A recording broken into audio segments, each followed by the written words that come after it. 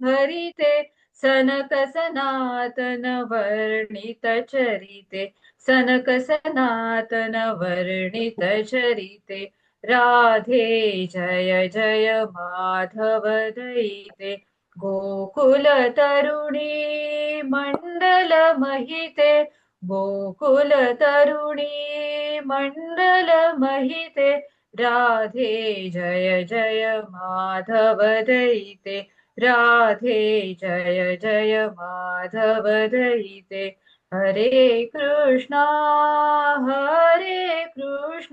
कृष्णा कृष्णा हरे हरे हरे रामा रामा रामा हरे हरे हरे कृष्णा कृष्णा कृष्णा हरे हरे हरे रामा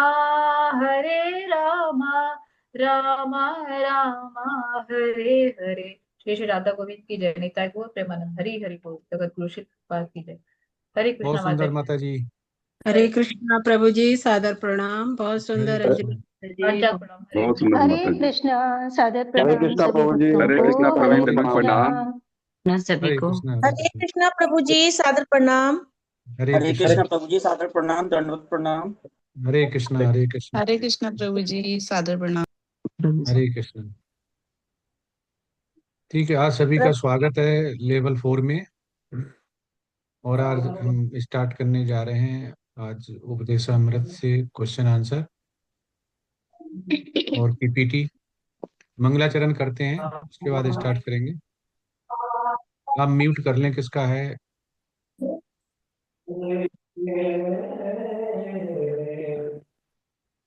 श्रीमान पंडित।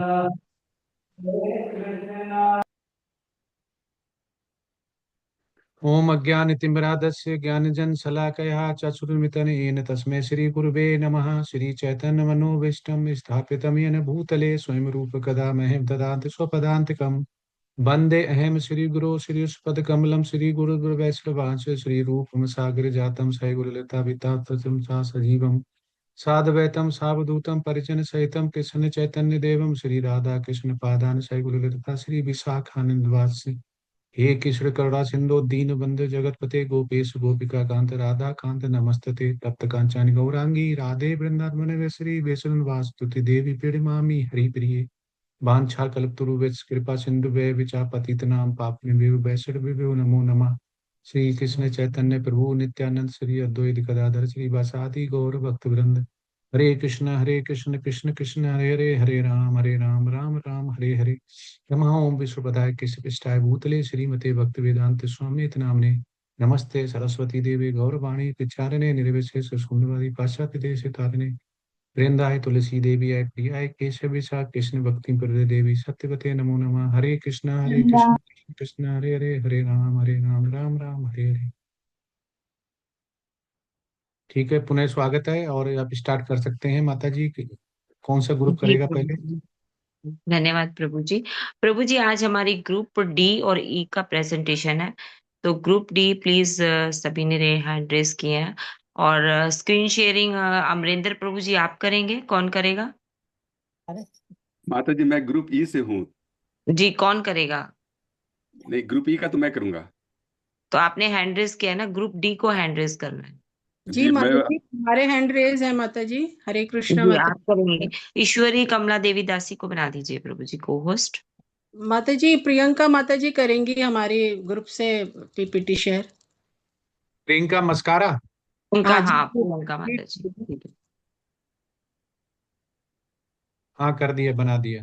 जी जी प्रभु। धन्यवाद प्रभु जी। धन्यवाद प्रभु जी। करिएगा प्लीज। ठीक है। ओम नमो भगवते वासुदेवाय।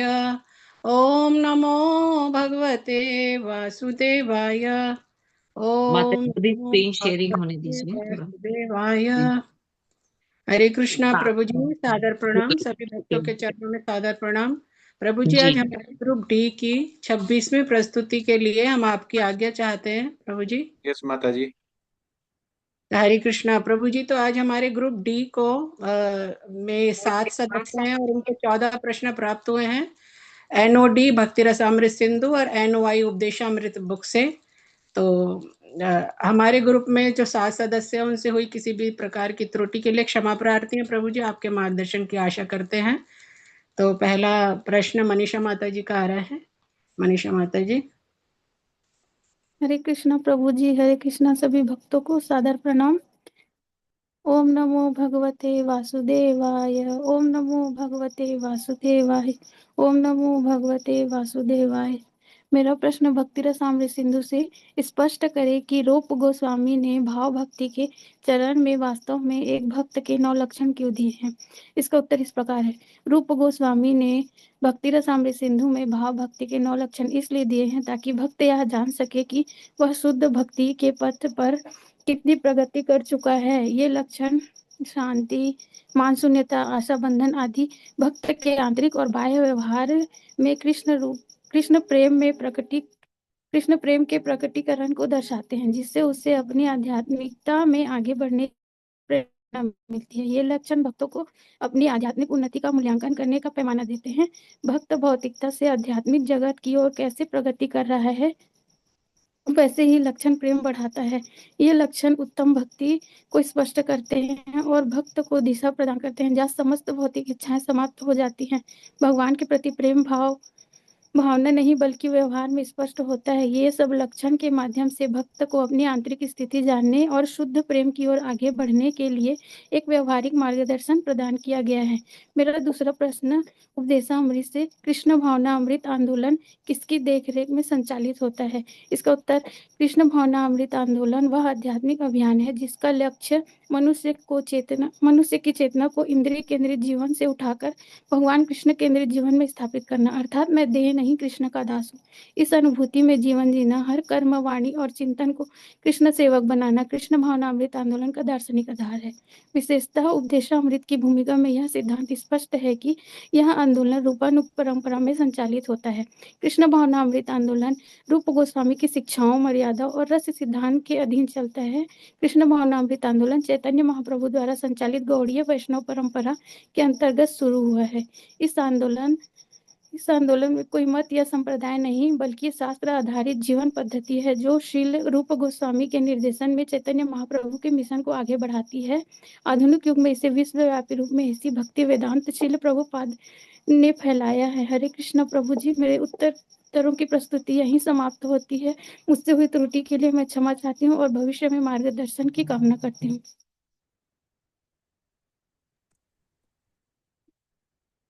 हरे कृष्णा प्रभु जी, सादर प्रणाम। सब भक्तों को सादर प्रणाम। शिल प्रभुपाद की जय। मेरा प्रश्न NOD से है।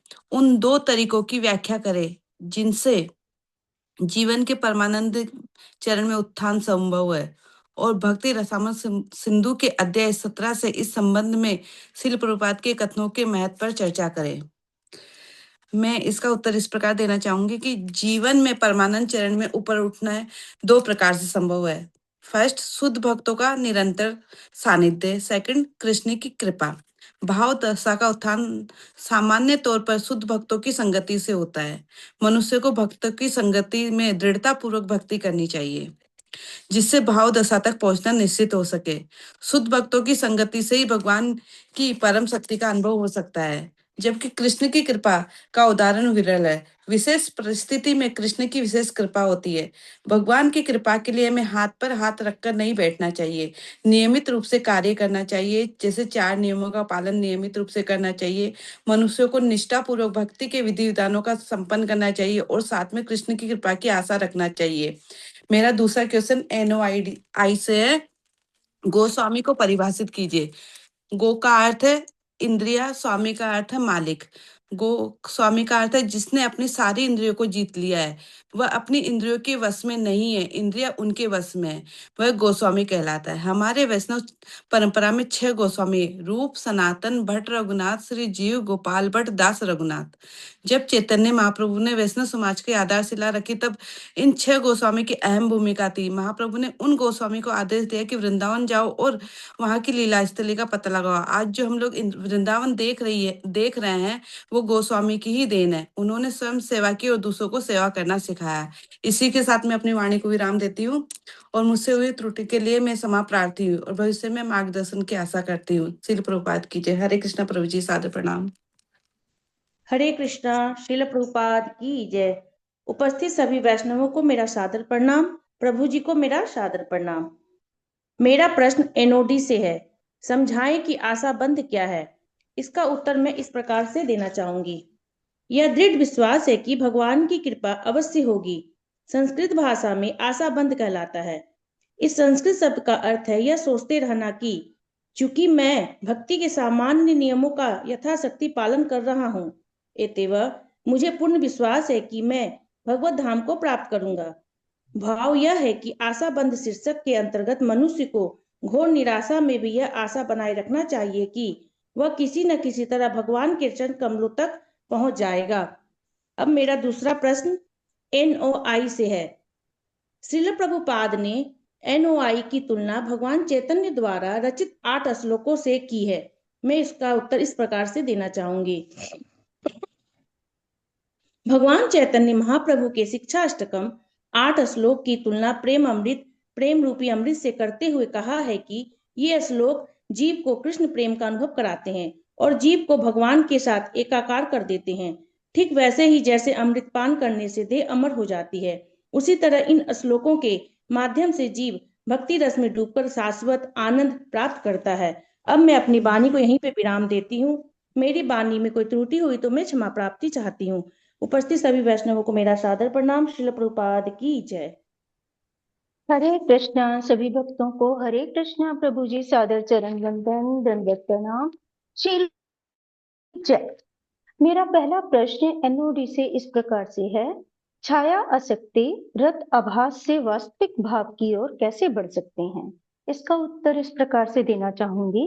छाया आसक्ति भ्रामक लगाव से वास्तविक भाव यानी कि सच्ची भावना और अनुभव की ओर बढ़ने के लिए आत्म जागरूकता, ध्यान, साक्षी भाव, ज्ञान और समझ का विस्तार करना जरूरी है, जिससे आसक्ति स्वतः ही कम होती जाती है और हम जीवन की सच्चाई को गहराई से अनुभव कर पाते हैं।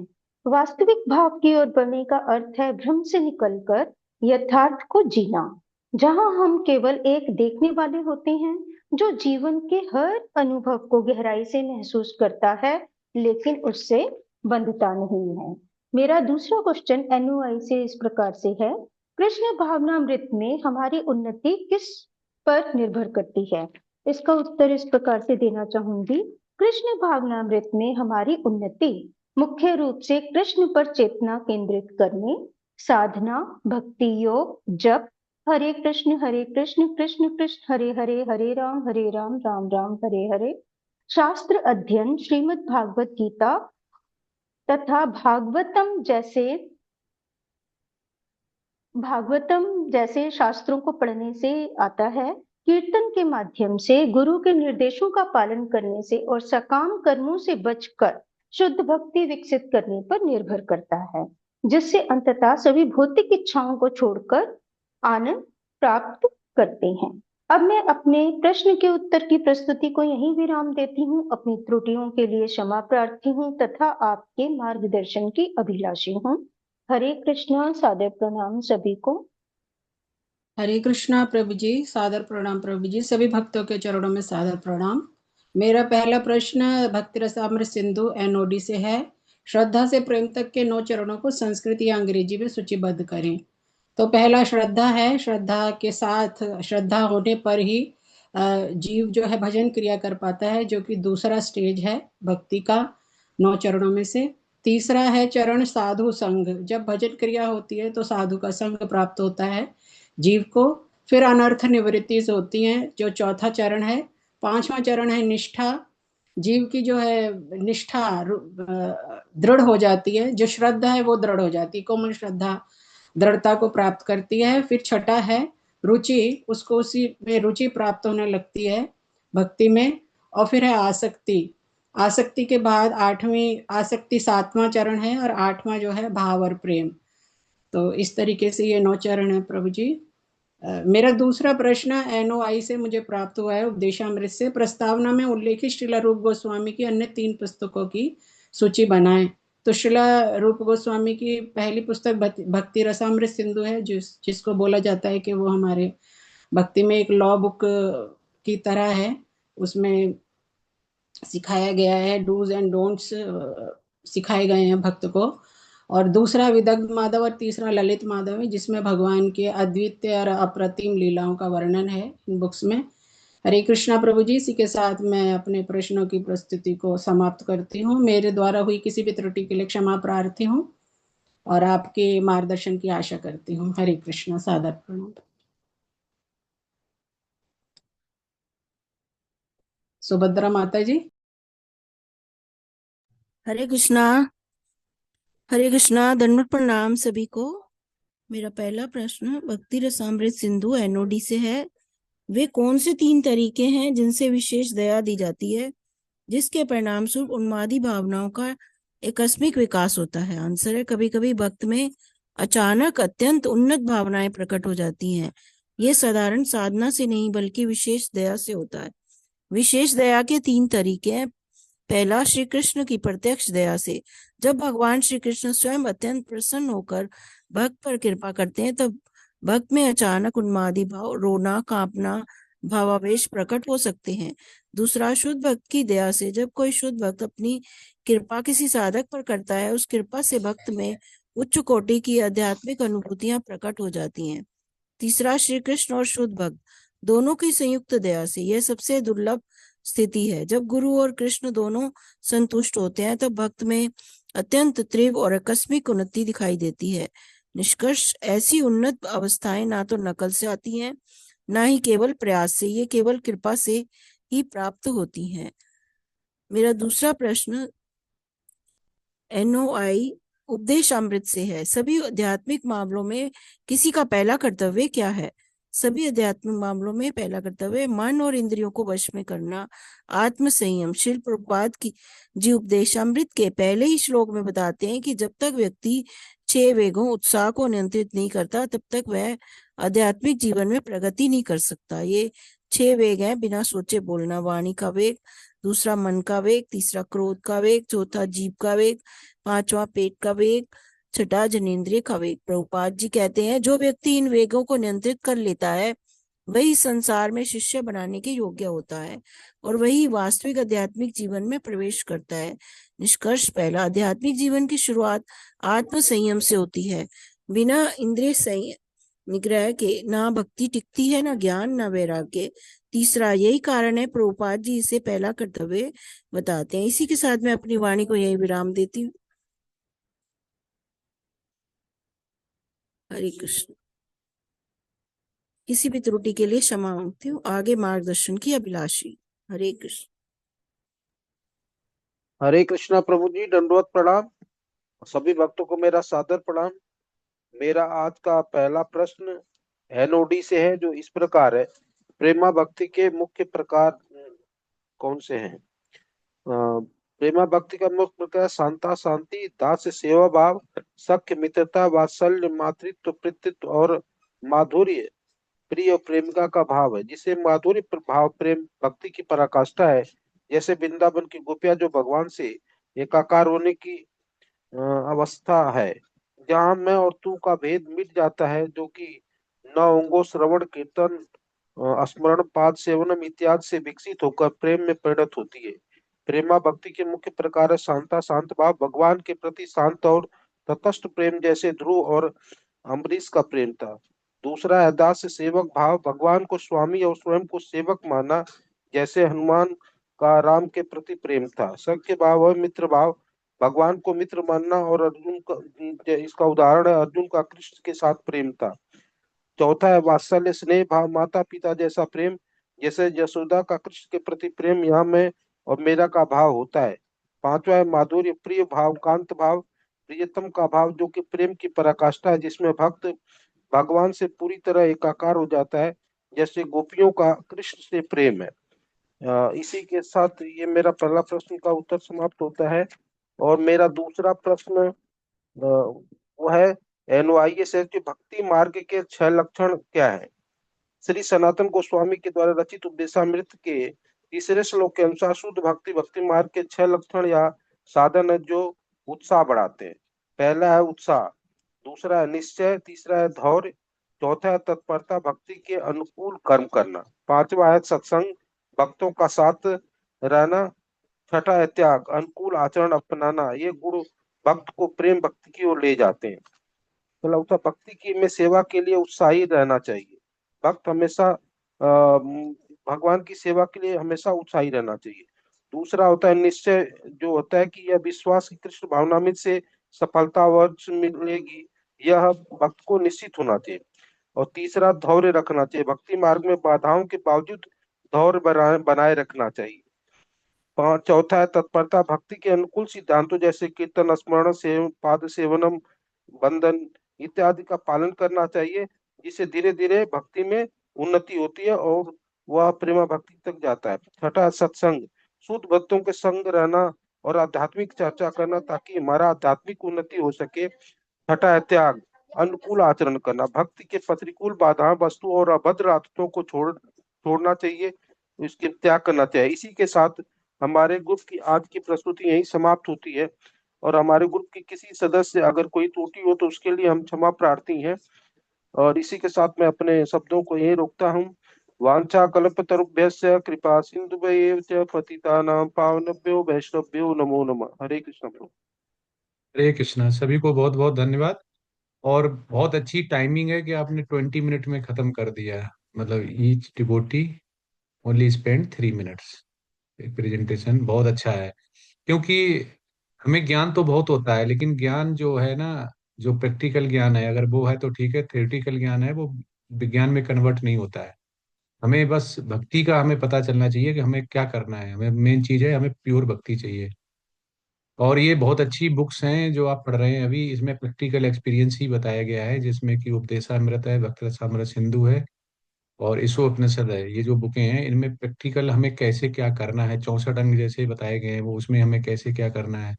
और हमें 5 9 जो चरण है वो बताए गए, वो कैसे क्या करना है। तो इसको अगर हम बहुत अच्छी तरह से समझते हैं तो हम बहुत आगे जा सकते हैं। कृष्ण के प्रति प्रेम क्या है, प्रेम को समझ सकते हैं। भक्ति मार्ग में बाधाएं क्या है उसको समझ सकते हैं। प्रेम की अवस्था तक कैसे पहुंच सकते हैं, क्या चरण है। ये बहुत अच्छे प्रैक्टिकल, हम थियोरिटिकल पढ़ते हैं लेकिन प्रैक्टिकल जब हम देखते हैं तो हमारा जो भक्ति में जो अंतर होता है कि हम क्या कर रहे हैं और क्या करना है, उसको हमें ये कहीं ना कहीं मैच करता है, लाइन अप करता है। और हम गलत अगर कर भी रहे हैं तो भी हम सही करने लगते हैं। गलत का अर्थ ये नहीं कि बिल्कुल ही गलत कर रहे हैं, गलत मतलब है कि इसमें बिल्कुल सीक्वेंस से बताया गया कि हमें क्या करना है भक्ति के लिए, और भक्ति मार्ग में आगे कैसे बढ़ना है। अब मेरे 2 3 प्रश्न हैं इसमें, कि एक तो ये है कि किसके कृष्ण, अगर भगवान कृष्ण के प्रति प्रेम क्या है, कृष्ण के भगवान के प्रति प्रेम प्रेम क्या है। और भक्ति की मार्ग में, भक्ति के मार्ग में सबसे बड़ी बाधाएं क्या है। अगर भक्ति हमें करनी है, सबसे बड़ी हमें क्या लगता है कि सबसे बड़ी बाधाएं क्या है। और अन्य अभिलाषिता का जो आता, अन्य अभिलाषिता शून्यम, उसका अर्थ क्या है, मतलब क्यों बोला गया है अन्य अभिलाषिता शून्यम ज्ञान कर्मादि अवर्तनम। तो इसका मतलब क्या है, क्यों ऐसा बोला गया, उसे हम क्या समझ सकते हैं। ये 3 प्रश्न है।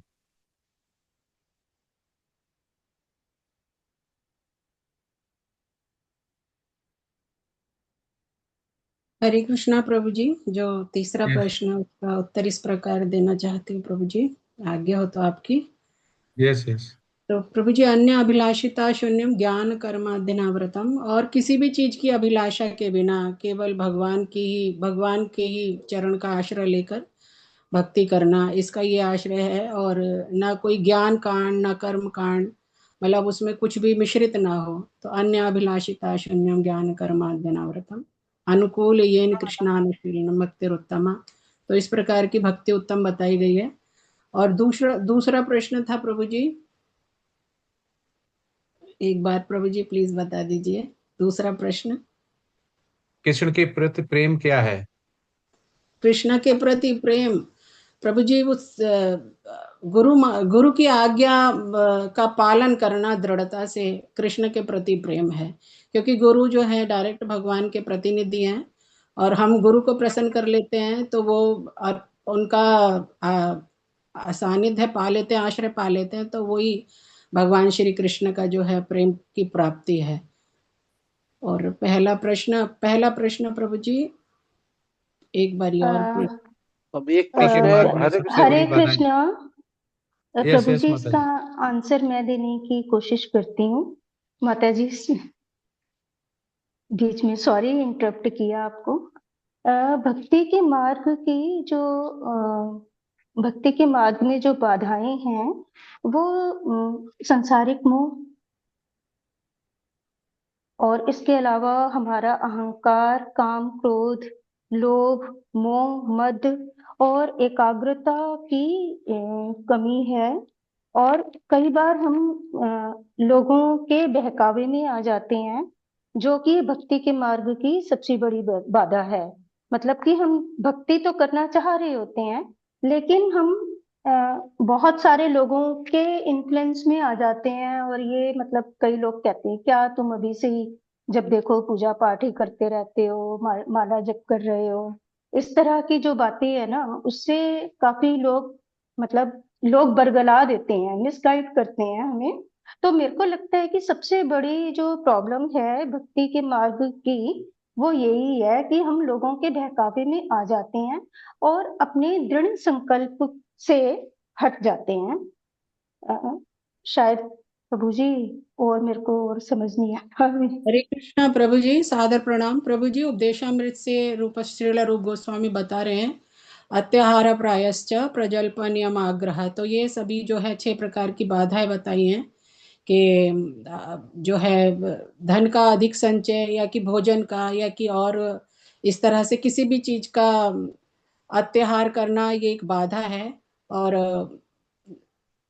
अत्याहार प्रायश्च किसी भौतिक, जो कि कोई हमारी आवश्यकता नहीं है भक्ति में, ऐसी वस्तु के लिए प्रयास करना, और प्रजल्प करना, भौतिक ग्राम्य कथाओं में भाग लेना, और नियम आग्रह जो कि भक्ति के अनुकूल है उनको तो उनके लिए उनके प्रति आलस्य दिखाना, और जो भक्ति में और जो हमारी इंद्रिय तृप्ति में अनुकूल चीजें हैं उनके लिए स्वीकार कर लेना उनको। तो ये सभी जो है प्रभु जी सब हमारे भक्ति में जो है रुकावट के लिए कारण है, जो श्री रूप गोस्वामी द्वारा बताए गए हैं। हरे कृष्णा प्रभु जी, सादर प्रणाम। यस माता जी। ग्रुप ने सही है, जो भी प्रश्न किए आंसर दिए, प्रेजेंटेशन भी बहुत अच्छी दी, और भक्ति के लिए ये चाहिए भी। और आप लोग वास्तव में भक्ति में आगे एडवांस हो रहे हैं। तो जैसे प्रेम की अवस्था तक पहुंचने के लिए एक माता जी ने दिया था, शायद ईश्वरी कमला देवी माता जी ने ही प्रेजेंट किया था, कि जो 9 चरण होते हैं। तो सबसे पहले हमें श्रद्धा श्रद्धा अगर आती है तो हम क्या करते हैं कि उधर झुकते हैं जिधर हमें श्रद्धा होती है। जैसे हमें श्रद्धा भक्ति में है तो हम भक्ति में जाएंगे। उसके बाद साधु संग आता है। उसके बाद भजन क्रिया आती है। साधु संग से साधु साधु संग क्यों करते हैं? कि भक्तों के संग से ही किसी के प्रति रुचि जागृत होती है, क्योंकि वो खुद भगवान श्री कृष्ण को चाहते हैं, उनकी भक्ति करते हैं, तभी हम उनको समझ पाते। तो साधु संग बहुत जरूरी होती है। और साधु संग जब होता है तो देवऋषि नारद मुनि को भी साधु संग हुआ था, तभी उनकी भजन क्रिया बढ़ी थी। और उनकी माता जी उनके यहाँ जूठे बर्तन धोती थी, उनके गांव में रुके हुए थे, तो उसके बाद उनका हुआ। उससे क्या होता, आगे अनर्थ निवृत्ति, पापों का नाश हो जाता है। फिर उसमें निष्ठा आ जाती है, फिर उसमें रुचि आने लगती है, फिर उसमें आसक्ति जो होती हो जाती है, फिर उसके भाव प्रेम स्टार्ट हो जाता है। तो ये बहुत अच्छा है कि प्रेम की अवस्था तक पहुंचने के लिए हमें चरण समझ में आए। अगर हमें चरण सीक्वेंस पता है तो हम ये समझ सकते हैं कि हम भक्ति में आगे कैसे बढ़ सकते हैं। तो ये बहुत अच्छा जो भक्ति रसामृत सिंधु है, उपदेशामृत है, उपनिषद है, ये बहुत अच्छी बुक्स हैं जिसके बारे में हमें भक्ति के बारे में बताया जाता है कि वास्तव में हमें क्या करना है और कैसे करना है।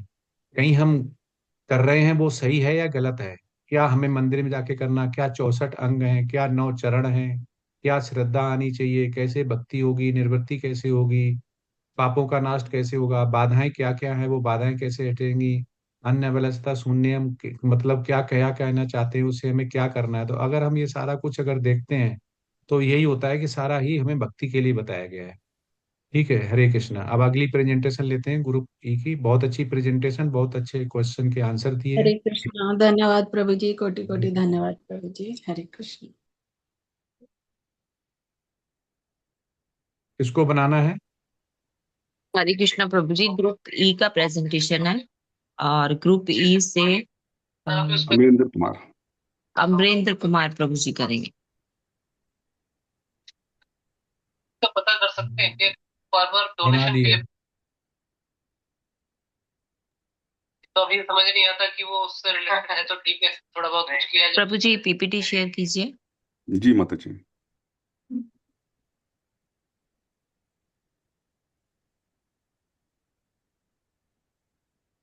हरे कृष्णा प्रभु जी। अटेंड वो लिंक शेयर करते ना प्रभु जी। हरे कृष्णा माता जी, अटेंडेंस लिंक। ठीक है, कर देंगे माता माता जी जी। अटेंडेंस लिंक लास्ट में होगा। अभी देखिए आप कितने डिवोटी कम हो गए हैं। अटेंडेंस की कोई इतना इम्पोर्टेंट नहीं है, आप बाद में कीजिएगा अटेंडेंस।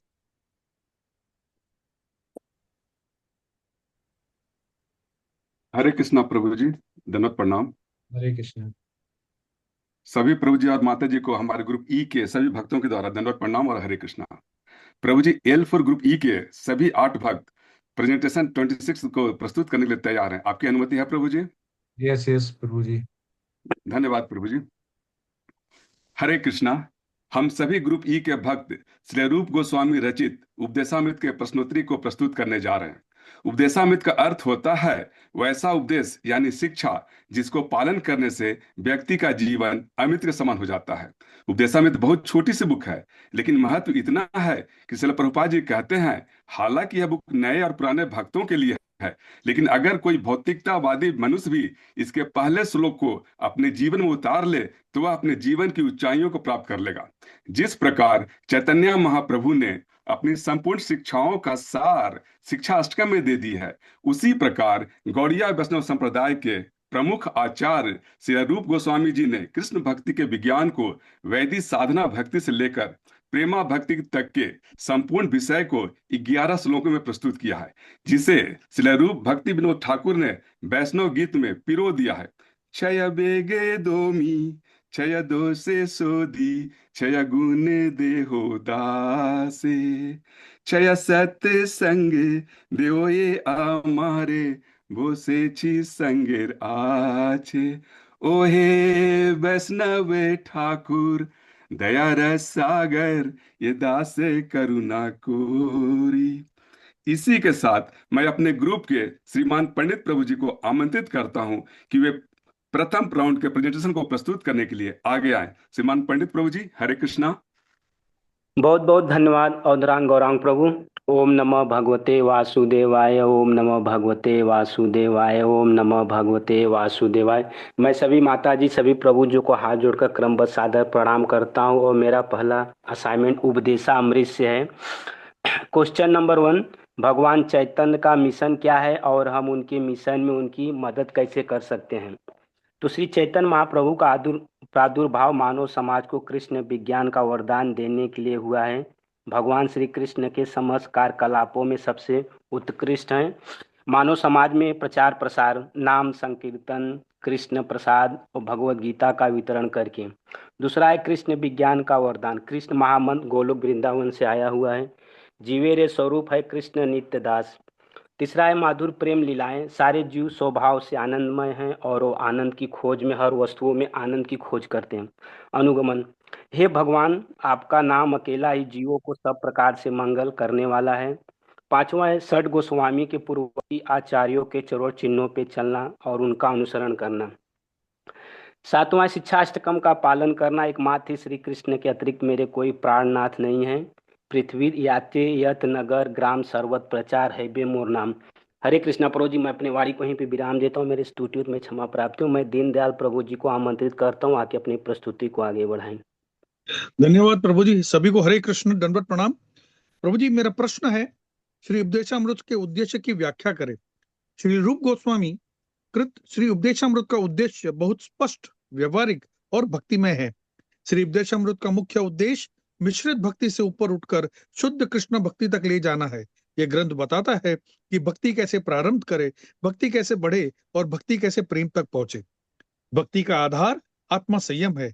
उपदेशामृत हमें यह सिखाता है कि मन, वाणी और इंद्रियों को कैसे नियंत्रित करे और बल्कि दमन नहीं और कृष्ण की सेवा में कैसे लगाए। इस ग्रंथ में स्पष्ट किया गया है कि कौन सा गुण और आचरण भक्ति को बढ़ाता है और कौन से दोष भक्ति को नष्ट करते हैं।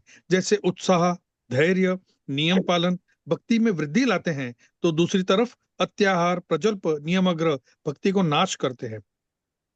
श्री उपदेशामृत का साधक को सिखाता है कि वैष्णव कैसे बने, वैष्णव से व्यवहार कैसे करे, वह वरिष्ठ, समकक्ष और कनिष्ठ भक्तों से संबंध कैसे रखे। गुरु और शिष्य की योग्यता जिससे भक्ति परंपरा शुद्ध रहे, यह ग्रंथ बताता है कि कौन सा उपदेश देने योग्य है और कौन शिष्य बनने योग्य है। अंतिम श्लोकों में यह ग्रंथ व्रज भक्ति, राधा कृष्ण की अंतरंग सेवा की ओर साधक को धीरे धीरे प्रेरित करता है। संक्षिप्त सार में श्री उपदेशामृत का उद्देश्य शुद्ध आचरण, आत्मसंयम, वैष्णव संग और नियमबद्ध साधना के द्वारा साधक को शुद्ध कृष्ण भक्ति और अंततः प्रेम भक्ति तक पहुंचाना है। निष्कर्ष, श्री उपदेशामृत भक्ति का नियम पुस्तिका नहीं बल्कि शुद्ध प्रेम तक पहुंचाने वाले मार्गदर्शक ग्रंथ है। इसी के साथ मैं अपनी वाणी को विराम देता हूं और विष्णु प्रभु जी को आमंत्रित करता हूं कि आइए और प्रस्तुति को आगे बढ़ाइए। धन्यवाद दीनदयाल प्रभु जी। हरे कृष्ण माता जी, हरे कृष्ण प्रभु जी, सभी को दंडवत प्रणाम। मेरा जो प्रश्न है, श्री चैतन्य महाप्रभु के मिशन में श्री रूप गोस्वामी के महत्व का वर्णन करें और समझाएं कि श्री रूप गोस्वामी की देखरेख में कृष्ण भावनामृत आंदोलन कैसे संचालित होता है। इसके उत्तर में कृष्ण भावनामृत आंदोलन श्री रूप गोस्वामी की अध्यक्षता में संचालित होता है। श्री रूप गोस्वामी सभी 6 गोस्वामियों के नायक थे। उन्होंने हमारा कार्यकलाप का मार्गदर्शन कराने के लिए तथा अनुसरण हेतु हमें ये श्री उपदेशामृत प्रदान किया है, जिससे हम शुद्ध वैष्णव बन सके। कृष्ण का पूर्ण भक्त बनने के लिए मनुष्य को उपदेशामृत तथा गोस्वामी आचार्य द्वारा प्रदत्त उपदेशों का पालन अत्यंत दृढ़ता से करना चाहिए, तभी अपना जीवन सफल बनाना अधिक सुगम होगा। इसी के साथ मेरा जीवन का विराम देता है। मेरे प्रश्न में कोई त्रुटि या गलती हो तो क्षमा प्रार्थी हूँ। आगे मार्गदर्शन क्या करता हूँ, आगे श्री शंकर भट्ट प्रभु जी को आमंत्रित करता हूँ, अपने प्रश्न को रखने के लिए का स्वीकार करें। हरे कृष्ण माता जी, हरे कृष्ण प्रभु जी, सभी को धन्यवाद प्रणाम। हरे कृष्ण। धन्यवाद विष्णुजन प्रभु जी। उपस्थित सभी प्रभु जी, सभी माता जी को मेरा सादर प्रणाम। मेरा प्रश्न है, व्यक्ति को रूप गोस्वामी के निर्देश का पालन करते हुए सतोगुण के मंच पर खुद को बढ़ावा देना चाहिए और फिर आगे प्रगति के बारे में सब कुछ प्रकट किया जाएगा। चर्चा करें कि भक्ति सेवा के प्रदर्शन के संबंध में इस कथन का गलत उपयोग कैसे किया जा सकता है, जिसका उत्तर इस प्रकार देना चाहता हूँ। उपदेशामृत रूप गोस्वामी का निर्देशों का पालन का संदर्भ में गलत उपयोग इस प्रकार हो सकता है। सतोगुण को ही अंतिम लक्ष्य मान लेना। कुछ लोग सतोगुण, अच्छा आचरण, शांति, ज्ञान को ही भक्ति का पूर्ण अवस्था समझते हैं और शुद्ध भक्ति की ओर आगे बढ़ने का प्रयास नहीं करते। इसमें भक्ति कर्म कांड या नैतिकता तक सीमित हो जाते हैं। नियमों पर मात्र जोड़, भावना की अपेक्षा। इस कथन का गलत उपयोग करके केवल बाहरी नियम पालन, शुद्धता, अनुशासन को ही भक्ति मान लिया जाता है, जबकि रूप गोस्वामी का उद्देश्य नियमों के माध्यम से कृष्ण सेवा में प्रेम का विकास करना है। आध्यात्मिक घमंड या अहंकार उत्पन्न होना। सतोगुण में स्थित होने से व्यक्ति को स्वयं पर दूसरों को श्रेष्ठ समझना लगता है। इससे दीनता अर्थात अपने आप को छोटा या दास मानना, विनम्रता और भगवान पर निर्भर मानने, गुरु पर श्रद्धा की भाव कम हो जाती है, जो शुद्ध भक्ति के विरुद्ध है। इस कारण रूप गोस्वामी के अनुसार सतोयुग भक्ति की सीढ़ी है, मंजिल नहीं। सदुपयोग यह है कि सतोगुण का सहारा लेकर भगवान की शुद्ध भक्ति में आगे बढ़ना चाहिए। हरे कृष्ण। इस प्रकार मेरा प्रथम प्रश्न को यहीं पर विराम देता हूँ। कोई उत्तर में कोई त्रुटि हो क्षमा चाहता हूँ और मैं अगले प्रस्तुति के लिए जय गोविंद प्रभु जी को आमंत्रित करता हूँ। हरे कृष्ण। सादर प्रणाम। हरे कृष्ण प्रभु जी। धन्यवाद प्रभु जी। सभी वैष्णवजन को मेरा दंडवत प्रणाम। मेरा प्रश्न, प्रायश्चित शब्द की परिभाषा दीजिए। प्रायश्चित शब्द श्री उपदेशामृत के श्लोक संख्या 1 से संबंधित है। प्रायश्चित शब्द का अर्थ मन या चित्त को शुद्ध करने वाला कार्य या किए गए किसी भी गलत कार्य का निवारण। यदि कोई व्यक्ति चोरी करते पकड़ा गया और उसे दंड स्वरूप कारागार जाना पड़ता है, फिर कारागार से निकलकर वह पुनः चोरी करता है, तो यह उसका प्रायश्चित नहीं कहलाएगा। हरे कृष्ण महामंत्र के नाम पर पाप कर्म करना यह प्रायश्चित नहीं होगा। इसके कुछ मुख्य बिंदु। प्रायश्चित का तात्पर्य। प्रायश्चित वह धार्मिक तथा नैतिक उपाय है जिसमें व्यक्ति अपने किए हुए पापों के प्रभाव को दूर करने का प्रयास करता है। इंद्रिय संयम का अभाव, वाणी, मन, क्रोध, जीवा, उदर और जनेंद्रियों पर नियंत्रण नहीं है तो प्रायश्चित अस्थायी फल नहीं देता। पुनः पाप की संभावना, इंद्रिय संयम न होने पर भी व्यक्ति प्रायश्चित के बाद भी पुनः दोषपूर्ण कार्य करता है। इसका प्रायश्चित तभी सार्थक है जब उसके साथ इंद्रियों तथा मन पर नियंत्रण हो। पाप कर्म का निराकरण पुण्य कर्म से कभी नहीं, तो हमारी सुप्त कृष्ण भावनामृत को जागृत करना। मैं अपने वाणी को यही विराम देता हूँ। अगर मेरे तरफ से कोई त्रुटि हो तो मैं क्षमा प्रार्थी हूँ। आगे मार्गदर्शन की कृपा करें और आगे की प्रस्तुति के लिए मैं अभय प्रभु जी से निवेदन करता हूँ, सिद्धांत प्रभु जी से निवेदन करता हूँ कि अपनी प्रस्तुति प्रदान करें। हरे कृष्णा।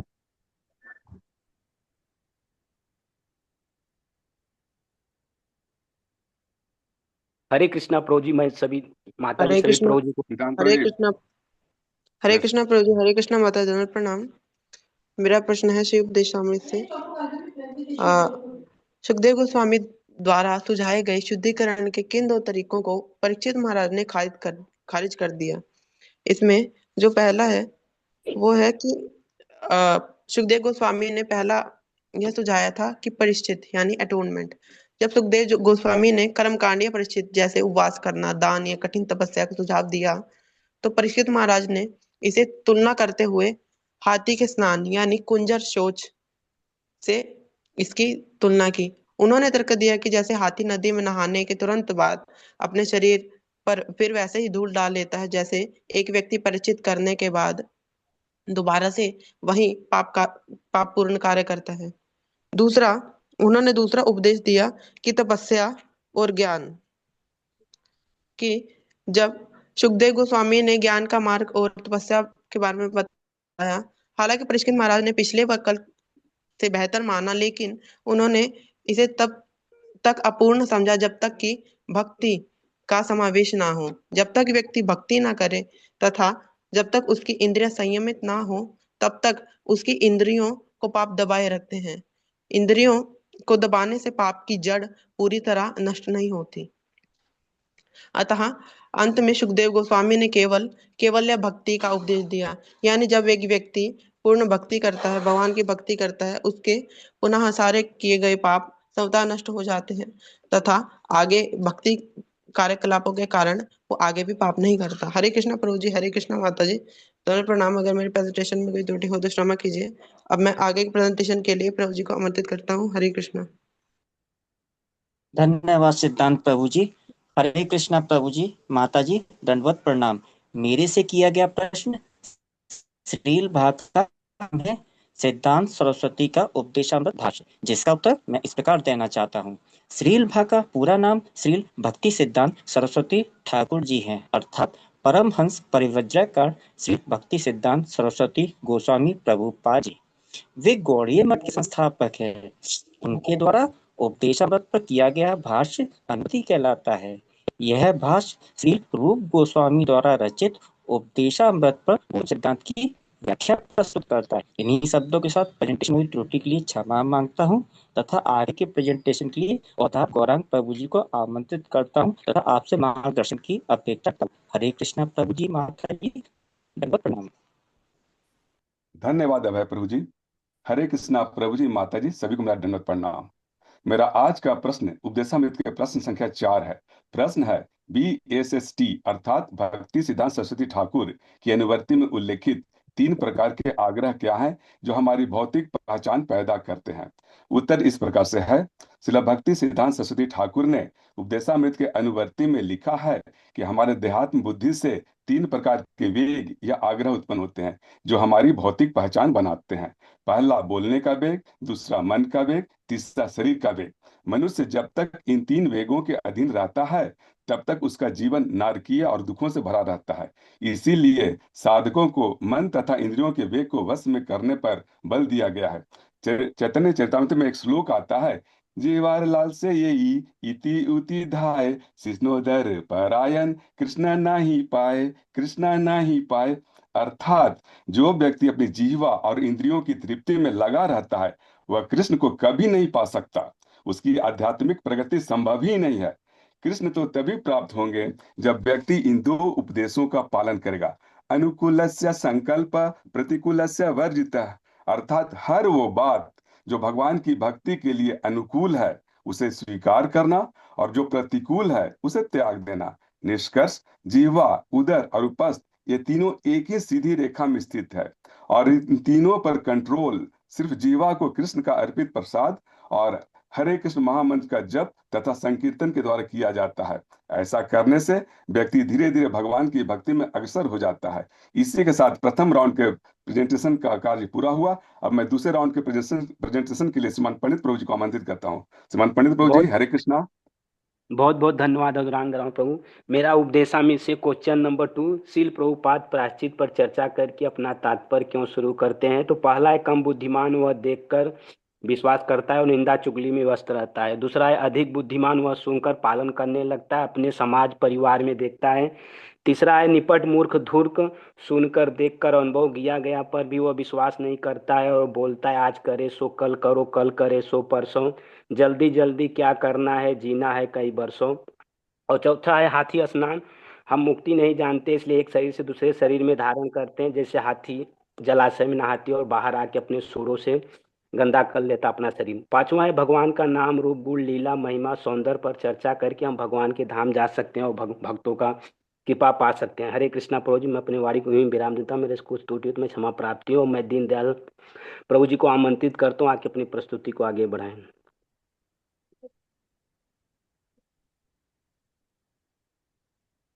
हरे कृष्णा प्रभु जी। दीनदयाल प्रभु। हरे कृष्णा प्रभु जी, मेरा प्रश्न है, हाथी का नहाना, जेल जाना और मेंढक के कर्कश की उपमाओं को समझाइए। हाथी का स्नान या गज स्नान, हाथी नदी में खूब स्नान करता है लेकिन बाहर आते ही फिर अपने शरीर पर मिट्टी डाल लेता है। तात्पर्य, कोई व्यक्ति भक्ति करता है, जब पूजा व्रत पर साथ ही साथ नाम अपराध करता है, वैष्णव निंदा, पाप कर्म करता रहता है तो उसकी साधना का फल नष्ट हो जाता है। केवल साधना करना पर्याप्त नहीं, अनुचित आचरण छोड़ना भी अनिवार्य है। अर्थात भक्ति में अपराध हाथी के स्नान के बराबर है। जेल जाना, जेल में व्यक्ति सजा काटता है, फिर बाहर आकर फिर वही अपराध करता है और फिर जेल जाता है।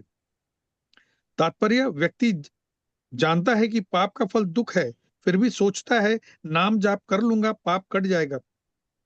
यह जानबूझकर अपराध करना है। यह सोच नाम अपराध है। भक्ति का प्रयोग पाप धोने की मशीन की तरह नहीं होना चाहिए। इसे नाम के बल पर पाप करना कहते हैं। मेंढक की कर्कश, मेंढक बरसात में जोर जोर से टर्राता है, सोचता है ये उसकी शक्ति है, पर यही आवाज सांप को भी न्योता देती है। तात्पर्य, व्यक्ति बिना योग्यता के बहुत बोलता है, शास्त्र पर तर्क वितर्क करता है, स्वयं को बड़ा विद्वान दिखाता है, इससे अहंकार बढ़ता है और भक्ति नष्ट हो जाती है। हद से ज्यादा बोलना नहीं, विनम्रता ही वैष्णव का आभूषण है। अत्यधिक प्रजल्प आध्यात्मिक मृत्यु के समान है। निष्कर्ष, भक्ति केवल करने की नहीं, शुद्ध रहने की भी साधना है। इसी के साथ मैं अपनी वाणी को विराम देता हूँ और विष्णु प्रभु जी को आमंत्रित करके आइए और प्रस्तुति को आगे बढ़ाइए। धन्यवाद दीनदयाल प्रभु जी। हरे कृष्ण माता जी। हरे कृष्ण प्रभु जी। सबको धन्यवाद प्रणाम। मेरा जो राम का सेकंड प्रश्न है, श्री उपदेशामृत पाठ 1 में बने 6 आग्रहों का नियंत्रित करने का महत्व पर चर्चा करें। इन 6 आग्रहों का नियंत्रित करने के लिए आप कौन सा व्यवहारिक कदम उठा रहे हैं। उत्तर में श्री उपदेशामृत एक पद्य और तात्पर्य को उचित संग्रह। इसके उत्तर में, वाणी की वेग, मन की, मांगों की, क्रोध की, क्रियाओं की तथा जीव उदर जन्म इंद्रियों की वेग तथा ब्रह्मचर्य, मनोनिग्रह, इंद्रिय निग्रह, दान, सत्य, सूत तथा योगासन का अभ्यास करके धीरे धीरे कृष्ण भावना में स्तर पर ऊपर उठ सकता है। मनुष्य को सर्वप्रथम वाणी वेग पर स्वयं रखना चाहिए। मेंढक की टाटार सबको आमंत्रित करना, तोड़ना भौतिकवादी मायावादी दर्शन की बोलने की तुलना मेंढक की प्रजाशक्ति वो व्यर्थ की बातें अपने को पकड़ाने के लिए मृत्यु को आमंत्रित करते रहते। वाणी वेग तथा जीव वेग को बस में नियंत्रित करने का जो सही सरल सुगम उपाय है वो नियमित कृष्ण अर्पित प्रसाद ग्रहण किया जाए। यदि हम केवल प्रसाद ग्रहण करने नियम पर टिके रहे तो उदर तथा जीव के वेग हमारा बस में हो सकता है। इसके साथ मेरा जीवन धर्म देते हैं। मेरे में कोई त्रुटियां गलती हो तो क्षमा प्रार्थी हूँ। आगे मार्गदर्शन व्याख्या क्या करते हो।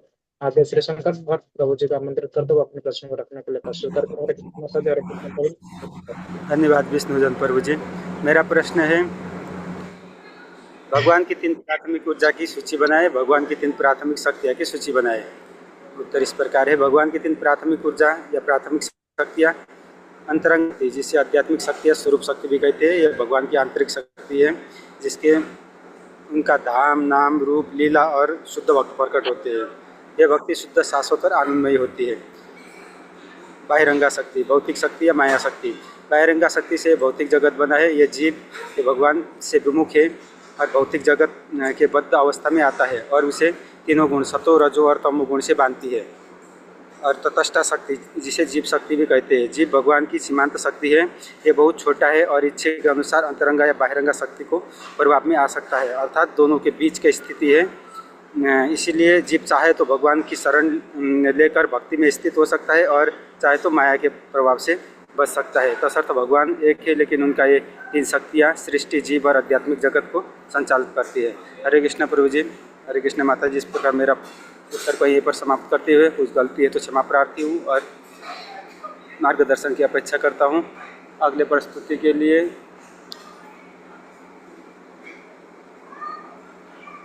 जय गोविंद प्रभु जी को आमंत्रित करता हूँ। हरे कृष्ण, सभी को सादर प्रणाम। हरे कृष्ण प्रभु जी। मेरा दूसरा प्रश्न, महात्मा तथा दुरात्मा को परिभाषित कीजिए। श्री उपदेशामृत के अनुसार जो व्यक्ति वाणी, मन, क्रोध, जीवा, पेट तथा जनेंद्रियों को नियंत्रित करता है वही वास्तविक महात्मा है। महात्मा भगवान की आंतरिक शक्ति के नियंत्रण में रहता है। दुरात्मा श्री उपदेशामृत के अनुसार जो इंद्रिय वासनाओं के अधीन रहता है, काम, क्रोध और अहंकार से प्रेरित रहता है, इसका आचरण शुद्ध नहीं होता, भक्ति के स्थान पर भोग और प्रतिष्ठा चाहता है, उसे हम दुरात्मा कहेंगे। इसके कुछ मुख्य बिंदु इस तरह है। इंद्रिय नियंत्रण, महात्मा वाणी, मन, क्रोध, जीवा, पेट और जनेंद्रियों को नियंत्रित करता है। दुरात्मा इन 6 वेगों का दास बना रहता है। वाणी का उपयोग, महात्मा भगवान सम्मिलित वाणी तथा संयमित बोलता है, जबकि दुरात्मा असंयमित वाणी बोलता है। जीवा महात्मा प्रसाद बुद्धि से संयमित भोजन करता है, जबकि दुरात्मा स्वाद और भोग के लिए खाता है। संगति, महात्मा भक्तों तथा साधुओं का संगति करता है, जबकि दुरात्मा भक्तों का संगति करता है। भक्ति का लक्ष्य, महात्मा भगवान की सेवा में तत्पर रहता है, जबकि दुरात्मा भगवान के प्रति उदासीन रहता है। आचरण और धैर्य, महात्मा का आचरण तथा धैर्य संयमित रहता है और संयमित और आदर्श रहता है। दुरात्मा का आचरण स्वयं और समाज दोनों के लिए कष्टदायक होता है। इसका धैर्य पतन की ओर ले जाता है। मैं अपनी वाणी को यहीं विराम देता हूँ। मेरे किसी तरह की त्रुटि और गलती क्षमा प्रार्थी हूँ और आगे की मार्गदर्शन की कृपा करें।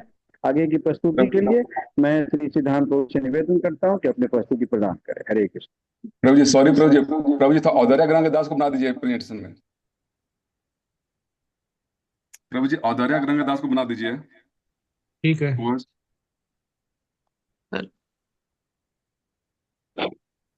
हरे कृष्ण प्रभु जी, हरे कृष्ण माता जी प्रणाम। मेरा प्रश्न है कि संस्कृत और अंग्रेजी में 3 गुना दुखों की सूची बनाए। संस्कृत और अंग्रेजी में 3 गुना भौतिक कष्टों की सूची बनाए।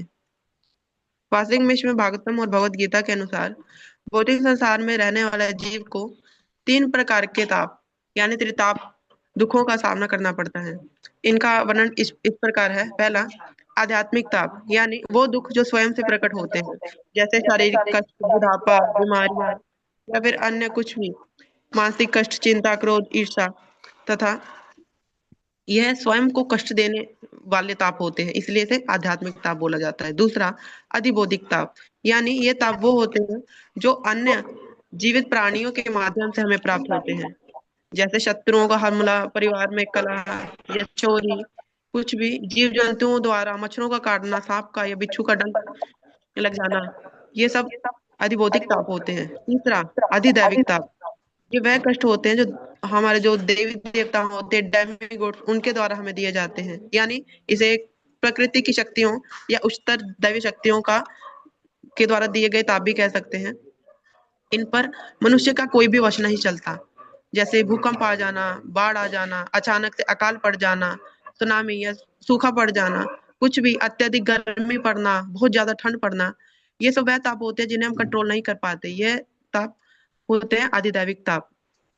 निष्कर्ष यह निकलता है कि जब हम अंततः श्रीमद् भागवतम के अनुसार इन तीनों तापों यानी इन भौतिक संसार की अनिवार्य विशेषताएं हैं, इसे पूरी तरह मुक्त होने का मार्ग केवल भक्ति है। यदि हम भक्ति को फॉलो करते हैं तो हम तीनों तरह के तापों से पूरी तरह से बच तो नहीं सकते, परंतु इन्हें सह सकते हैं। हरे कृष्णा प्रभु जी, हरे कृष्णा वदन प्रणाम।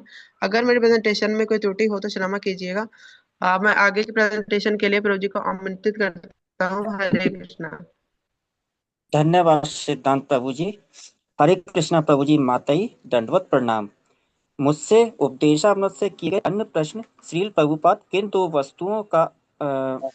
श्रील प्रभुपाद किन दो वस्तुओं का उल्लेख दुनिया के किसी हिस्से में बहुत शांति से रहने के लिए बताते हैं, जिसका उत्तर उपदेशामृत में स्पष्ट रूप से बताया गया है। प्रभुपाद जी कहते हैं कि यदि मनुष्य के पास दो वस्तुएं हो तो वह दुनिया के किसी भी हिस्से में बहुत शांति से रह सकता है। पहला है कुछ भूमि अर्थात जमीन, जहां वह अन्न उगा सके। दूसरा है एक दूध देने वाली गाय, जिससे उसे दूध मिल सके। इन दो वस्तुओं के होने के कारण मनुष्य की बुनियादी एवं आर्थिक समस्याएं हल हो जाती हैं और उसे जीविका उपार्जन के लिए एक स्थान से दूसरे स्थान पर जाने की आवश्यकता नहीं पड़ती। इस प्रकार मनुष्य सरल जीवन शैली अपनाकर और अपनी ऊर्जा को बचाकर कृष्ण भावनामृत में लगा सकता है तथा बहुत शांति प्राप्त कर सकता है, जो मानव जीवन का वास्तविक लक्ष्य भी है। इन्हीं शब्दों के साथ क्षमा मांगते हुए तथा आगे के मार्गदर्शन की अपेक्षा के साथ अपने ग्रुप के वरिष्ठतम सदस्य एवं ग्रुप के परम सहयोगी अवधार गौरांग प्रभु जी को मैं आमंत्रित करता हूँ। हरे कृष्ण प्रभु जी, माता जी, दंडवत प्रणाम। धन्यवाद अभय प्रभु जी। हरे कृष्णा प्रभु माता जी, सभी मेरा धन्यवाद प्रणाम। मेरा दूसरा सवाल प्रश्न संख्या 5 है। गली में पड़े $100 के बिल की सादृश्यता समझाइए। गली में पड़ा $100 का बिल कीमती जरूर है, पर लोग नहीं उठाते। लेकिन जो बुद्धिमान मनुष्य है उसे तुरंत उठा लेता है और उसके स्वामी तक पहुंचा देता है। ठीक उसी प्रकार भक्ति अमूल्य है, भव बंधन से मुक्त कराने वाली है। अल्प बुद्धि वाले इसे स्वीकार नहीं करते, लेकिन जिसे भी आत्मा का ज्ञान होता है वह तुरंत स्वीकार कर लेता है। महाप्रभु ने शिक्षा अष्टकम में बताया है, हरि नाम के जप से व्यक्ति का हृदय पाप रहित हो जाता है और भगवान की भक्ति करने लग जाता है। चेतो दर्पण मार्जनम भव महादावागिनी निर्वापणम। मनुष्य जीवन हमें ईश्वर साक्षात्कार के लिए मिला है, अतः इसे व्यर्थ में बर्बाद नहीं करना चाहिए। निष्कर्ष, भगवान की भक्ति सर्वश्रेष्ठ होती है, जो जन्म मृत्यु जरा व्याधि के चक्कर से मुक्त कराने वाली होती है। अतः व्यक्ति किसी भी अवस्था में क्यों न हो, चाहे परिस्थितियां अनुकूल हो या प्रतिकूल, हर हाल में उसे भगवान की भक्ति करनी चाहिए। इन्हीं शब्दों के साथ मैं अपनी वाणी को विराम देता हूं। मुझसे इस प्रेजेंटेशन में कोई कमी रह गई हो तो क्षमा करेंगे और मेरा मार्गदर्शन करेंगे। इसी के साथ ग्रुप ई के सभी भक्तों का प्रेजेंटेशन पूरा हुआ। हमारे ग्रुप के किसी भी भक्तों के प्रस्तुतिकरण में कोई कमी रह गई हो तो कृपया हमें क्षमा करेंगे और हम सबका मार्गदर्शन करेंगे। धन्यवाद प्रभु जी। वांछा कल्पतरुभ्यश्च कृपा सिंधु भय एव च पतितानां पावने भयो वैष्णव भयो नमो नमः। अनंत कोटि वैष्णव भक्त वृंद की जय। श्रील प्रभुपाद की जय। श्रील गुरुदेव की जय। नित्य गौर सिद्धांत प्रणाम। हरि हरि बोल। हरे कृष्णा प्रभु हरे धन्यवाद कृष्ण। प्रणाम। हरे कृष्ण। बहुत अच्छी प्रस्तुति और टाइम से भी आपने भी खत्म किया और बहुत अच्छे प्रश्नों के आंसर दिए, सटीक और बड़े कम टाइम में, पॉइंट टू पॉइंट। ऐसा ही होना चाहिए।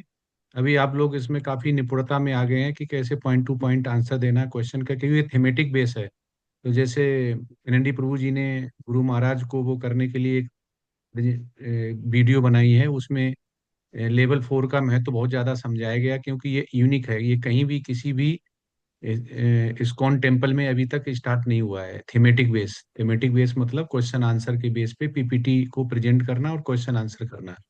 तो बहुत अच्छा है कि आप भाग्यशाली हैं कि आपको लेवल 4 आपने ज्वाइन किया। ये बहुत से क्या करते हैं, लेवल 1 2 करने के बाद 16 माला करते हैं और स्किप करके सीधे भक्ति शास्त्री या करने लगते हैं, फिर भक्ति वैभव करने लगते हैं, तो उनको इसका आनंद नहीं मिल पाता थीमेटिक बेस का। तो उसको गुरु महाराज काफी अप्रिशिएट करते हैं, क्योंकि ये यूनिक है। ठीक है, हरे कृष्णा। बहुत अच्छी प्रस्तुति, बहुत अच्छे क्वेश्चन आंसर।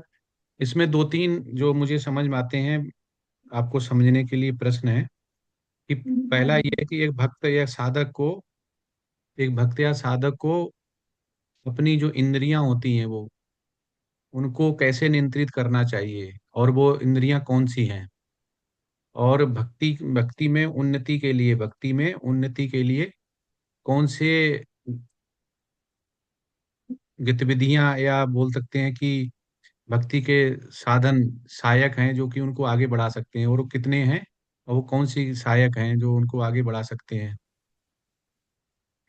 ठीक है। और वैष्णवों के साथ इसमें आया था, वैष्णवों के साथ कैसा व्यवहार या साधु संग करना चाहिए या होना चाहिए? हरे कृष्णा। हरे हरे कृष्णा कृष्णा प्रभु। प्रभु। जी बोलिए बोलिए। हरे कृष्णा प्रभु। हाँ, हरे यस। कृष्णा प्रभु जी। प्रभु जी, जो हमारी वाणी, मन और जीवा जो होती है, उदर जो होता है और उपस्थ, इनको अगर हम कंट्रोल कर लें तो प्रभु जी हम भक्ति में उच्च लेवल तक जा सकते हैं। और इसके साथ साथ हमें शास्त्रों का तथा गुरु वाणी का भी अनुसरण करना चाहिए, अनुकरण करना चाहिए, तभी हम भक्ति में आगे बढ़ सकते हैं। प्रभु जी, दूसरा क्वेश्चन आपका थोड़ा एक बार।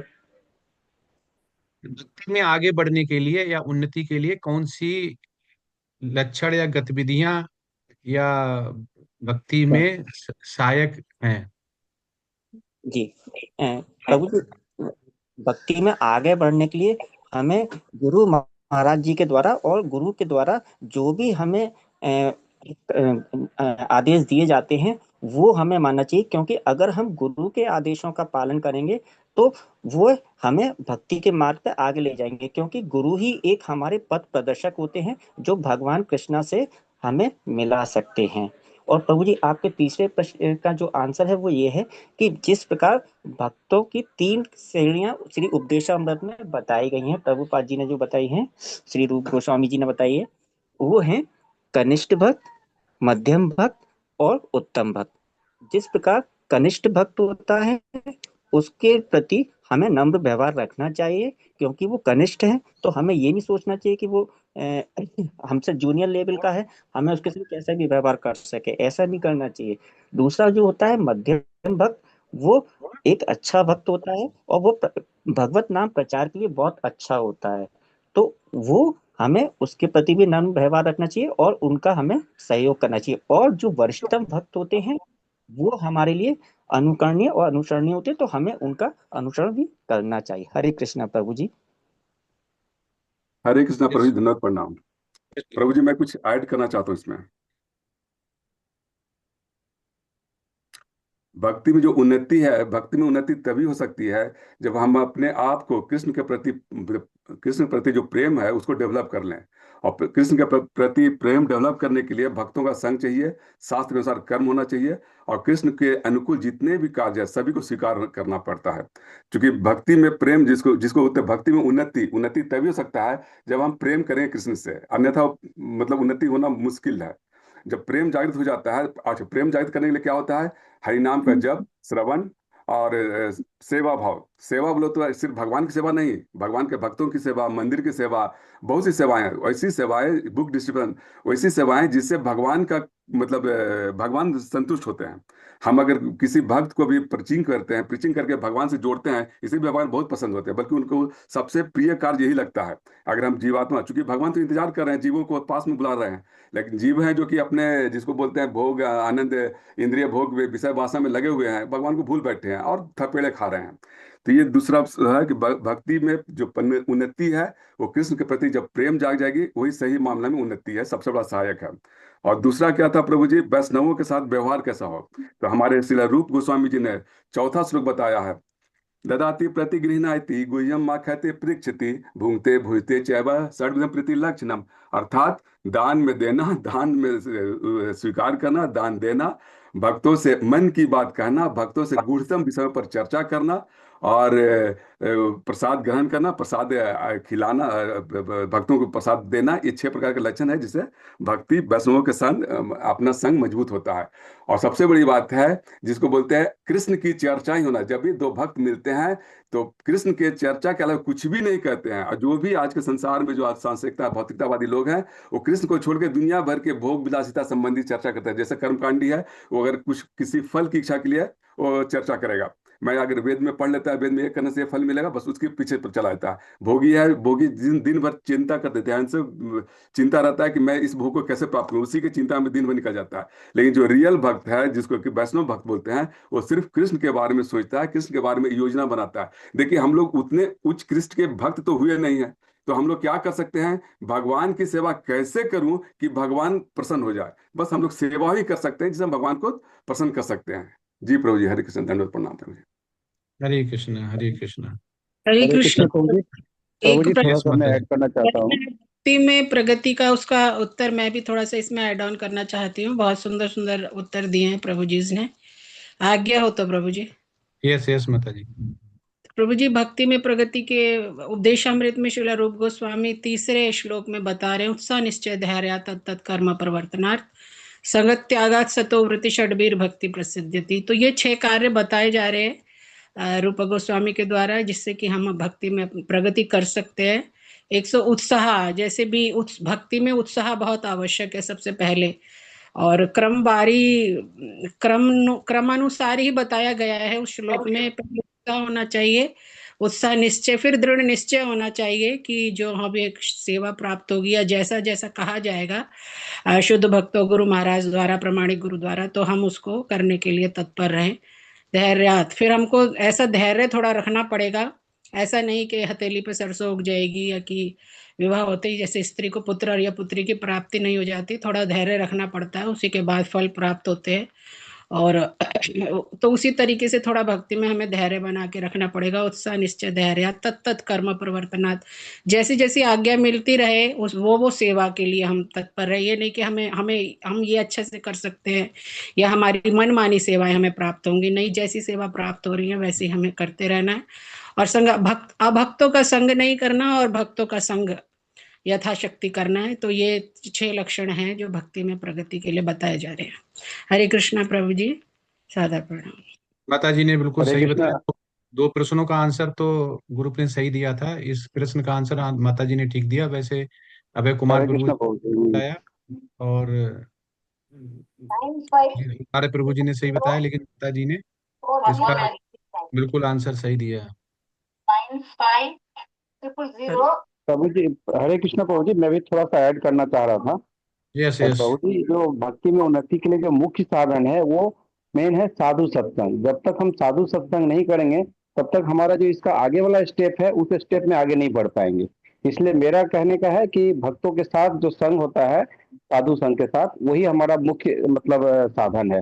उसके बाद ही हम फिर नाम स्मरण हो गया, श्रवण कीर्तन हो गया, नियमित साधना हो गया, गुरु के प्रति श्रद्धा हो गया और सेवा भाव हो गया, ये सब स्टेप आगे आएगा। लेकिन पहले जो आएगा वो साधु संघ कहलाएगा, मतलब साधन में।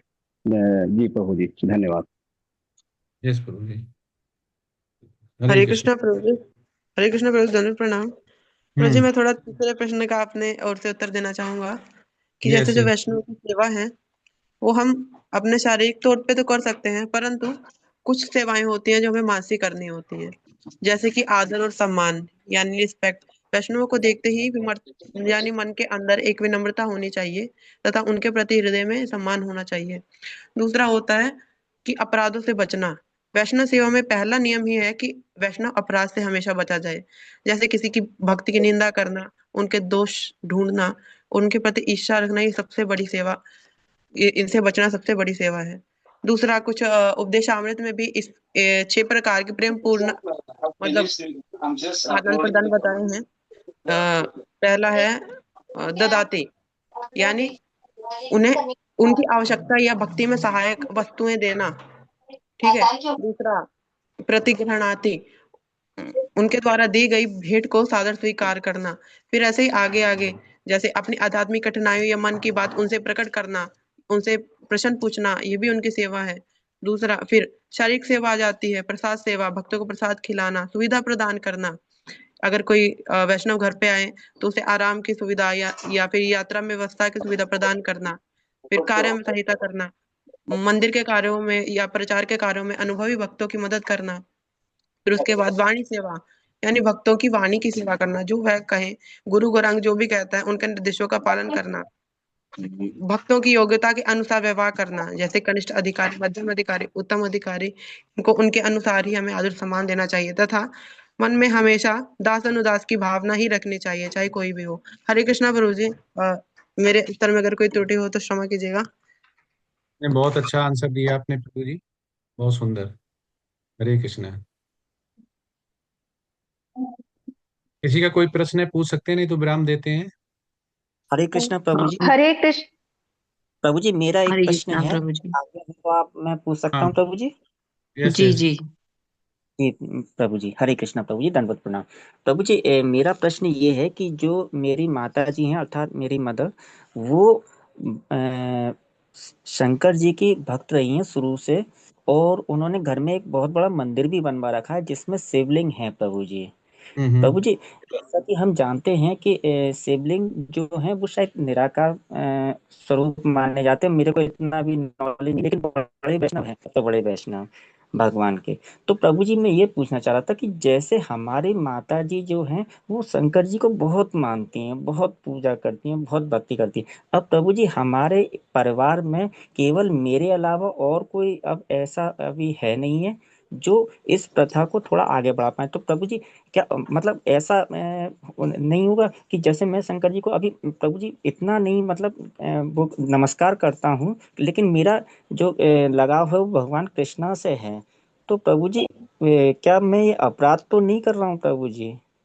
नहीं नहीं, देखो आचार्य लोग क्या बोलते हैं, आचार्य लोग ये बोलते हैं भगवान के पास, श्री कृष्ण के पास हमें वैष्णव ही भेजते हैं। तो मतलब जो शिव जी हैं, वो शिव जी के बाद अब इसके मतलब माता जी का भी नंबर अब भगवान श्री कृष्ण के लिए आने वाला है, क्योंकि शंभु जो कहते हैं शुद्ध वैष्णव जो हैं, वो उनको ही भेजते हैं भगवान श्री कृष्ण के पास। तो आप भी किसी न किसी रूप में भगवान के भक्त, जो कहते हैं ना शिव के भक्त रहे होंगे, उसके बाद भगवान श्री कृष्ण के पास आए हैं, ऐसा आचार्य को बोलते हैं। तो आपकी माता जी को भी आप प्रसादम पाइए और पवाइए, प्रसादम पवाइए, हरे कृष्ण महामंत्र जपिए, तो वो भी जल्दी आने वाली हैं। उनके सामने से ही ये सब कुछ प्रकट होगा कि वो भी भगवान श्री कृष्ण से जुड़ जाएंगी। तो आप कोई अपराध नहीं कर रहे हैं। यहाँ पे आचार्य लोग बोलते हैं कि हमें जोड़ना होता है, तोड़ना नहीं होता है। आप माता जी को ये नहीं बोलिए कि ये छोड़ दीजिए, भगवान श्री कृष्ण से जोड़ लीजिए। छोड़ना नहीं है, हमें यहाँ पे जोड़ना है। वो भी करते रहें और इसको भी कराइए। तो आप कोई अपराध नहीं कर रहे प्रभु जी। भगवान के पास हमें श्री शिव जी ही भेजते हैं, ऐसा आचार्य लोग बोलते हैं। जी प्रभु जी, हरे कृष्णा प्रभु जी, दंडवत प्रणाम। हरे कृष्ण। हरे कृष्णा प्रभु जी, सादर चरण वंदन, दंडवत प्रणाम। प्रभु जी, एक क्वेश्चन पूछना चाहती हूँ, हाँ, आज्ञा है क्या? Yes yes. प्रभु जी, हमें कैसे पता चलेगा कि जो हम भक्ति कर रहे हैं और सेवा कर रहे हैं उससे हमारे भगवान जी संतुष्ट हैं? मतलब हमारे को ऐसा क्या इंडिकेशन मिलेगा कि जो हम कर रहे हैं भक्ति और सेवा वो सही है? यस माता जी। माता जी देखो, भगवान खुश हो रहा है कि नहीं हो रहा है वो तो हम कैसे जान पाएंगे? वो जान पाएंगे गुरु खुश हो रहा है कि नहीं हो रहा है। क्योंकि भगवान डायरेक्ट हमें नहीं मिलेगा, वो सर्वेंट नहीं कि हमने बोला थोड़ी पूजा पाठ करिए हमारे सामने प्रकट हो जाए और हमें हंस के और रोके दिखाए। ठीक है, भगवान इसके लिए नहीं, सर्वेंट नहीं है। लेकिन हाँ, हमारा गुरु जो है, गुरु भगवान का प्रतिनिधित्व कर रहा है, और गुरु अगर खुश है तो भगवान समझो खुश है, गुरु खुश नहीं है तो भगवान खुश नहीं है। ये सिंपल, ये आचार्य लोग यही बताते हैं, यही शास्त्रों में लिखा हुआ है माता जी। हरे कृष्णा प्रभु जी, लेकिन अब जैसे ये कैसे पता चलेगा कि हमारे गुरु जी हमसे खुश हैं? जो भी कार्य दिया गया अगर आपने किया हुआ है तो समझो खुश है, पूर्ण किया है जो भी उन्होंने आपको कार्य दिया हुआ है, जो सेवा दी हुई है, अगर सेवा कर रही है तो वो खुश है। और खुश होंगे तो आपसे आप मिलेंगे तब तो वो आपके आपके बारे में बोलेंगे भी, अप्रिसिएट करेंगे, अप्रिसिएट करेंगे और सेवा देंगे तो आप सेवा करके दिखाएंगे और पूरा करेंगे तो आप वो खुश हो जाएंगे। ठीक है। हरे कृष्णा, सादर प्रणाम हरे प्रभु जी। कृष्ण। हरे कृष्णा प्रभु जी। गुरु खुश है देखो, नहीं तो खुद पता चल जाता है। हम जिसको चाहते हैं उसके मन के साथ काम करते हैं तो खुश हो जाता है।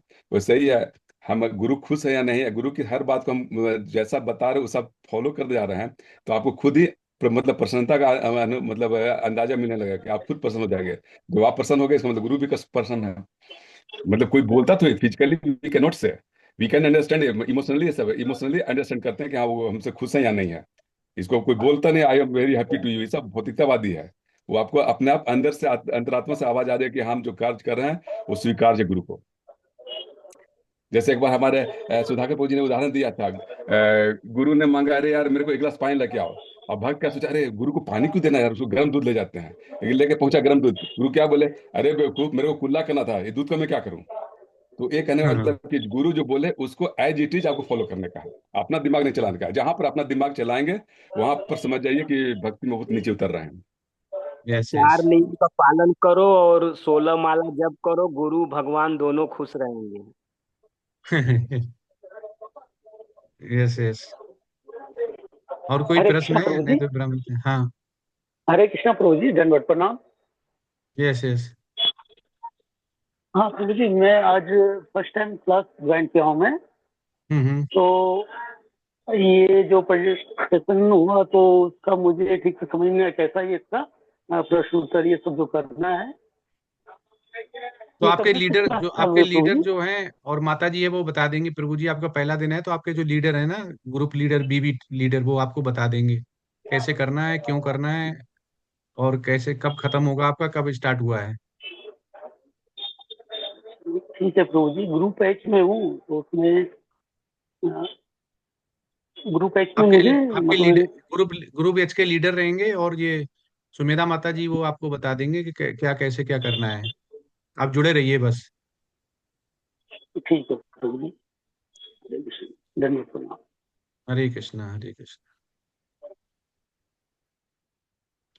कोई प्रश्न नहीं तो आज विराम देते हैं। वांछा कल्पतरुभ्यश्च कृपा सिंधु एव च पतितनां पावनेभ्यो वैष्णवेभ्यो नमो नमः। हरे कृष्ण कृष्ण कृष्ण हरे हरे, हरे राम राम राम हरे।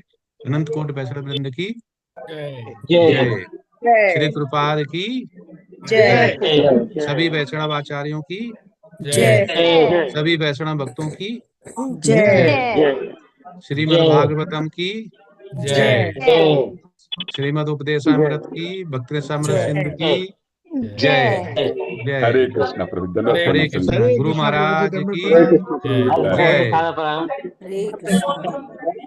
हरे कृष्णा हरे कृष्णा। प्रणाम। हरे हरे कृष्णा कृष्णा। प्रभु जी, सादर चरण वंदन, दंडवत प्रणाम, कोटि कोटि धन्यवाद प्रभु जी। प्रभु जी हरे कृष्णा। आपके प्रभु जी भगवान के साथ साथ आपके भी दर्शन हो जाते हैं, मन खुश हो जाता है। Same same here. हमारा भी भक्त शनिवार का वेट करते हैं कि भक्त आएंगे, हमें कुछ सीखने को मिलेगा। हम सबसे सीखते हैं, हम एक दूसरे से सीख रहे हैं। प्रभु जी आपके बात में ऐसे लगती है जैसे भगवान ने आपको मतलब हमारे लिए भेजा है। हाँ यस प्रभु जी, धन्यवाद प्रभु जी कि हम कुछ दास के रूप में कुछ काम कर पा रहे हैं भगवान के लिए। हम कुछ भी नहीं है तो एनएनडी प्रभु जी की कृपा है कि हम कुछ कर पा रहे हैं, और गुरु महाराज की कृपा है कि हम कुछ कर पा रहे हैं। भगवान तो हमें केवल करवाता है, हम करने वाले होने चाहिए बस। ठीक है, हरे कृष्णा। हरे कृष्णा प्रभु। हरे कृष्णा हरे कृष्णा प्रभु जी। हरे कृष्णा।